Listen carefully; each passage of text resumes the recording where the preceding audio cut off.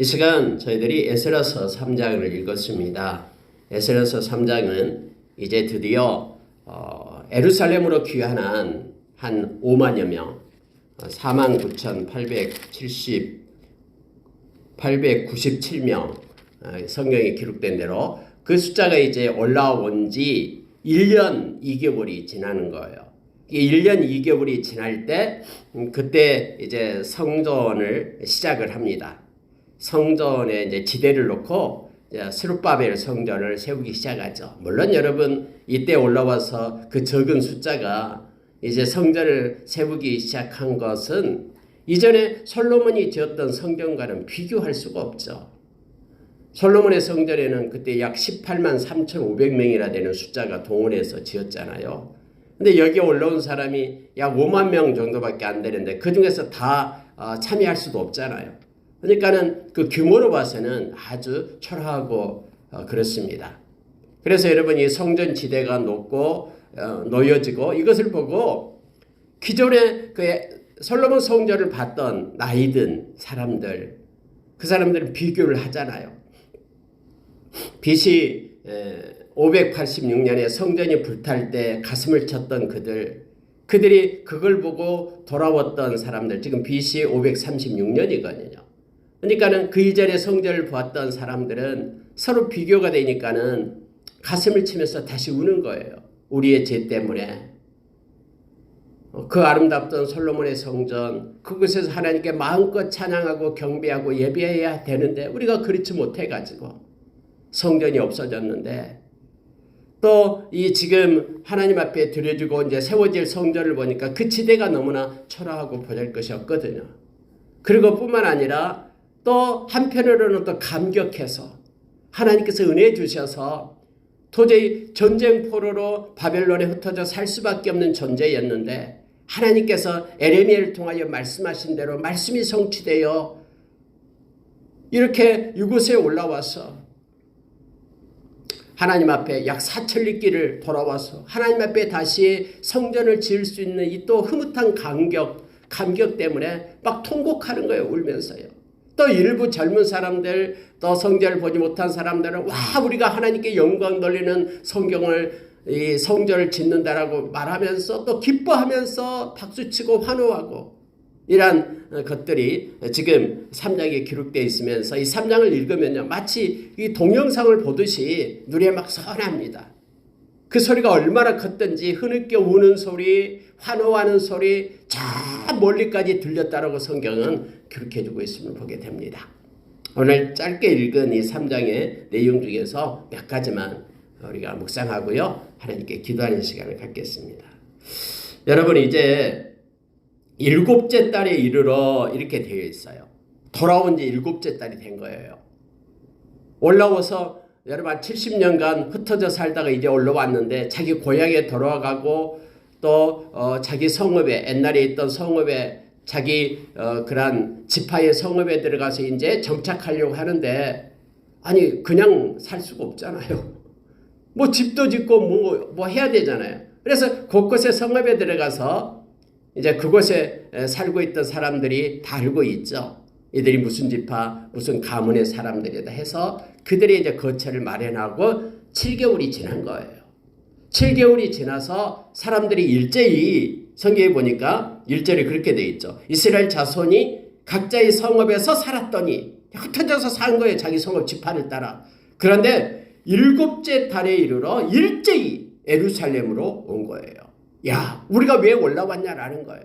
흩어져서 살기 위하여 이 땅에 올라온 게 아니다라는 거죠. 만약에 살기 위하여 올라왔다 그러면은 아니 우리가 바벨론에서 약 70년간 삶의 터전을 만들고 거기에 땅도 일굴고 집도 짓고 그렇게 살았는데 우리가 이 땅에 올려온 목적이 뭐냐 하니까 이제 7개월이 됐을 때에 자기의 거처를 만든 다음에 일제히 예루살렘으로 올라온 거예요. 이 사람들이. 이곳에 온 목적 뭐예요? 하나님께 예배하기 위해서 마음껏 하나님을 찬양하고 경배하기 위해서 그들이 올라왔잖아요. 그래서 일제 예루살렘에 그들이 모입니다. 물론 그곳에는 스룹바벨, 그때 당시 총독이었던 스룹바벨, 그리고 대제사장이었던 예수와 이 사람들이 이제 추측으로 해서 그곳에 예루살렘에 모였어요. 왜 모였을까요? 하나님 앞에 예배드리기 위하여 모였어요. 근데 여러분, 그때 당시에요, 예배를 드린다라는 것은 어떤 의미를 갖냐면요, 이제 우리가 이 땅에 터전을 잡고 살겠다라는 거거든요. 그럼 보십시오. 그 땅에는 지금 이미 살고 있는 사람들이 있어요. 이 바벨론 이주 정책을 써가지고 먼 데 있는 사람들이 그 땅을 차지하고 지금 살고 있는 거예요. 그럼 그 땅에서 하나님께 제단을 쌓고 예배를 드리기 시작한다라고 하면은요, 그 백성들이 가만히 있겠습니까? 아니, 저놈들이 와서 지금 우리를 지금 몰아내고 이곳에 지금 터를 잡고 살려고 하네? 우리가 지금 일궈놓은 농가밭을 다 저들이 빼앗아서 살려고 하네? 이렇게 생각할 거 아니에요. 70년이나 지났기 때문에요. 비록 여러분, 고레스 왕이 올라가라 라고 고레스 왕이 조서를 내려서 올라왔지만은, 아니, 고레스 왕하고 지금 떨어져 있는 그것이 지금 사천리 길이잖아요. 그런데 얼마나 그 행정력이 미치겠습니까? 그러니까는 두려운 거예요. 두려워요. 과연 우리가 이곳에 하나님의 제단을 쌓고 하나님께 예물을 드리고 하나님께 예배를 드리면은 주변에 살고 있는 사람들이 가만히 있을까?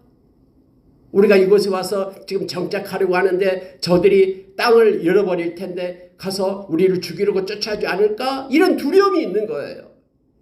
그럼에도 불구하고 그들이 모여서 하나님 앞에 예배를 드립니다. 번제를 먼저 드려요. 하나님 감사합니다. 이것을 허락해 주셔서 감사합니다. 이제 우리는 하나님만을 믿고 의지하며 헌신하겠습니다. 하나님께서 이끄시는 대로 우리는 충성하며 가겠습니다라는 번제를 하나님 앞에 드리면서 예배를 드리기 시작합니다. 근데 성경은 이렇게 표현하고 있어요. 자, 3절 보세요. 무리가 모든 나라 백성을 두려워하여, 이렇게 되어 있죠. 왜 무리가 모든 나라의 백성을 두려워하냐면 바로 이것 때문에 그래요. 저들이 제단을 쌓고 이제 예배를 드리면은 저들이 이제 떠나가는 이들이 아니라 이곳에서 정착해서 우리가 살고 있는 이 터전을 저들이 빼앗을 것이다 라는 것 때문에 백성들이 쫓아올까봐 두려웠다라고 성경은 말합니다. 그럼에도 불구하고 비록 두려운 마음이 있지만은 하나님을 향한 예배는 멈출 수가 없어요. 하나님이 어떤 분입니까? 참 먼 나라의 고레스방의 마음을 움직여가지고 이곳에 올라와서 하나님의 성전을 짓고 이곳에서 하나님께 예배하고 예배자로 살아야, 그렇게 명령했던 하나님이잖아요. 그래서 주변에 살고 있는 백성들이 두려워요. 그러나 두려운 마음이 있다고 멈출 수 있는 게 아니에요. 두렵지만은 하나님께 맡기고 그들이 번제를 드리면서 하나님께 예배하고 있는 모습을 이 말씀 가운데서 보는 거예요. 여러분, 우리는 이 세상에 살면서 무슨 일을 할 때 때로는 사람이 두려울 때가 있어요. 저 사람이 어떻게 생각할까? 때로는 염치가 없을 때도 있어요. 하나님의 말씀을 갖다 순종하고 가는데 염치 없을 때도 있어요. 사람의 눈치를 볼 때도 있고 하나님의 눈치를 보고 사람의 눈치를 볼까 이런 기로에 설 때도 있어요. 그럴 때 여러분, 사람이 비록 두렵고 어렵고 하지만 우리는 하나님 앞에 서야 돼요. 이 백성들은요, 사람이 주변에 있는 백성들이 모든 백성이 두려웠지만은 그러나 우리는 하나님 앞에 예배하기로 그들이 작정한 거예요. 하나님께 다 맡기고요. 그래서 성경은 그렇게 표현해주고 있어요. 우리가 모든 나라 백성을 두려워하여, 그런데 끝나는 게 아니라 제단을 그 터에 세우고 그 위에서 아침 저녁으로 여호와께 번제를 드리며 기록된 규례대로 초막제를 지켜 번제를 매일 정수대로 날마다 드리고 그 후에는 항상 드리는 번제와 초하루와 여호와의 모든 거룩한 절기의 번제와 사람이 여호와께 기쁘게 드리는 예물을 드리되, 이렇게 되어 있죠. 비록 사람이 두려웠지만은 하나님을 향한 두려울수록 하나님께 더 의지하는 거예요. 여러분, 하나님을 의지하는 게 뭡니까? 그게 예배예요. 하나님의 이름을 높이고 하나님을 찬양한 거예요. 어떤 사람은 사람을 두려워서 숨는 자가 있는데 절대로 그러면 안 됩니다.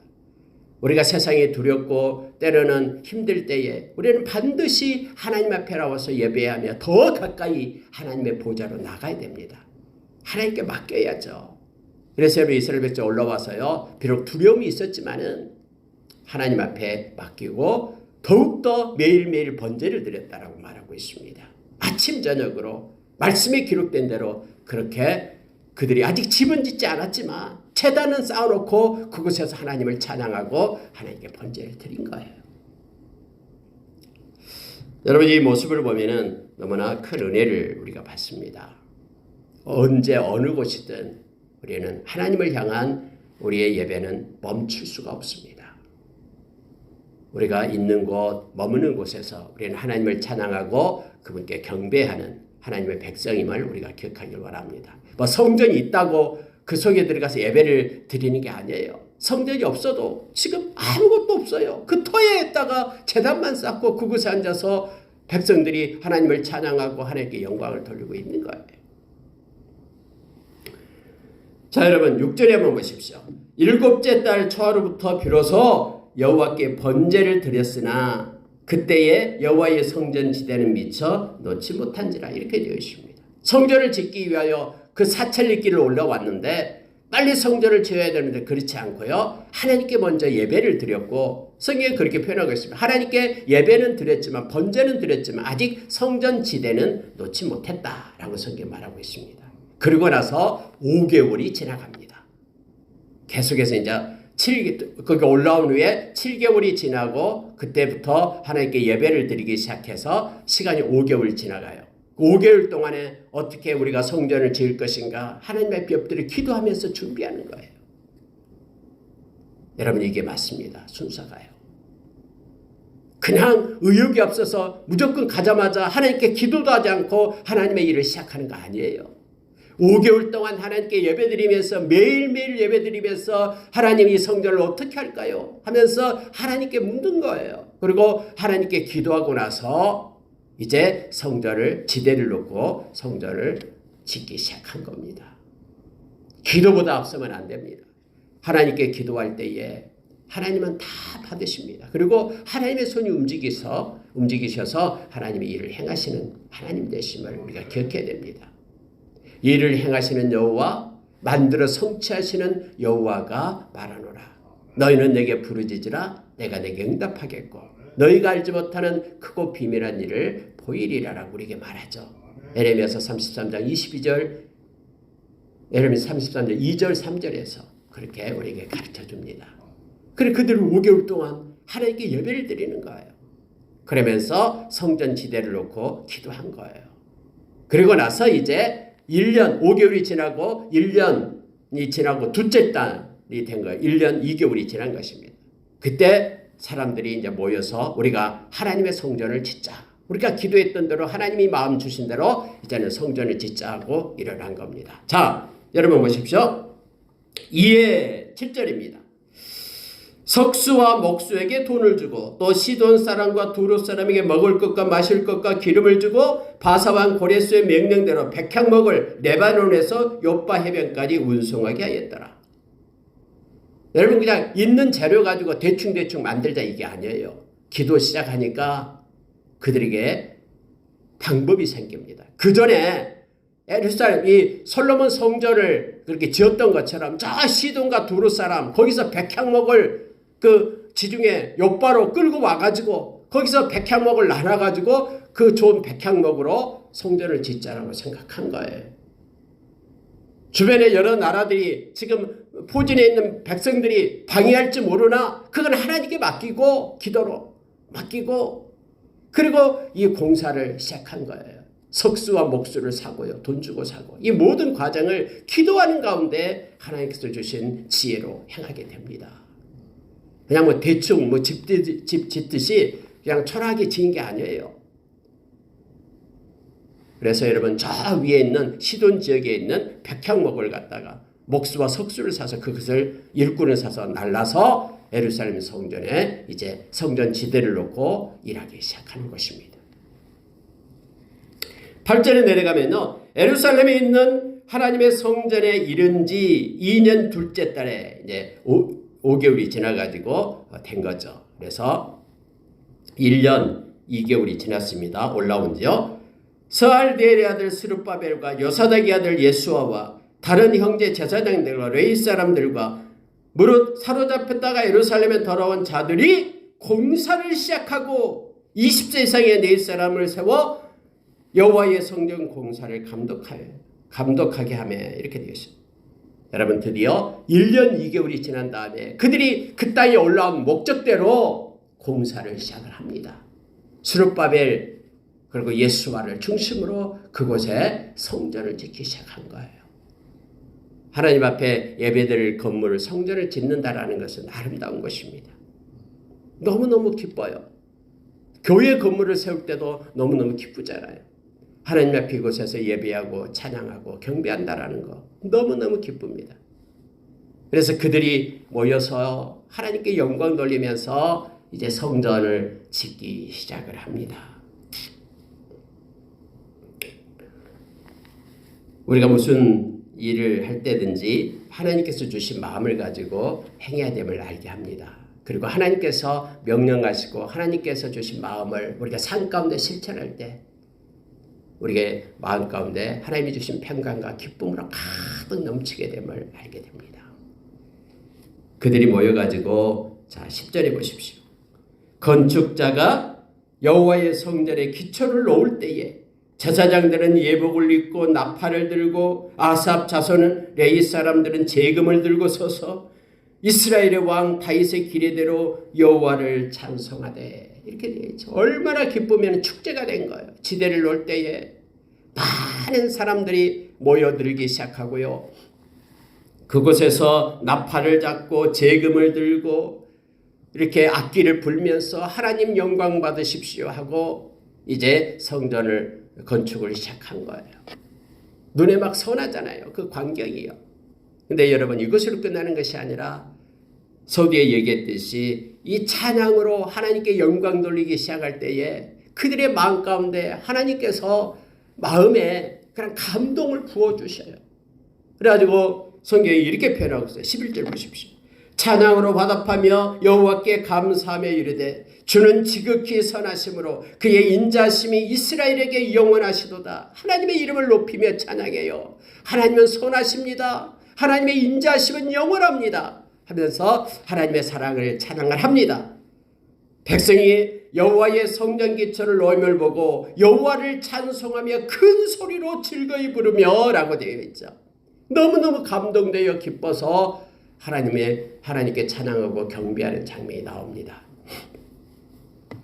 근데 여러분 성경이 이렇게 표현하고 있어요. 나이 많은 족장들은 이렇게 되어 있죠. 제사장들과 레위 사람들과 나이 많은 족장들은 첫 성전을 보았으므로 이 첫 성전이 뭐냐면 바로 솔로몬의 성전이에요. 이스라엘 백성들이 하나님을 버리고 하나님께서 가증스럽게 여기는 것들을 섬기고 하나님의 자리에 두었기 때문에 하나님의 경외함이 없었기 때문에 하나님께서 말씀하신 대로 솔로몬 성전을 던져버렸잖아요. 그리고 솔로몬 성전은 불타버렸잖아요.